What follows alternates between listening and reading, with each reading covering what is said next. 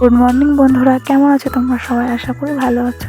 আজ আমি তোমাদের সাথে শেয়ার করব আমার বাড়ির কিছু রুটিন।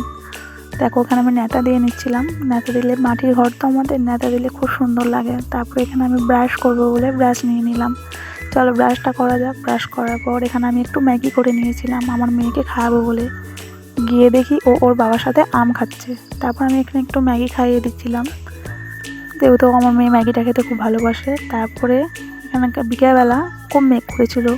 এখানে সৌন্দর্যটা তোমাদেরকে দেখালাম, তোমরা দেখো। চলো আজ দেখাবো তোমাদেরকে আমাদের ঝিঙে চাষ করা আর শশা চাষ করা। এখানে ওর বাবা আর আমার ছেলে বসেছিল। চলো এবার দেখানো যাক তোমাদেরকে শশা আর ঝিঙে চাষ।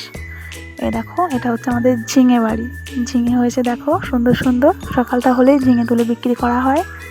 দেখো এখানে ঝিঙে গাছ, আর এটা হচ্ছে আমাদের শশা গাছ। তাহলে শশাটার ভিতরে ঢুকে তোমাদেরকে দেখায় শশা মাচা কীরকম হয়।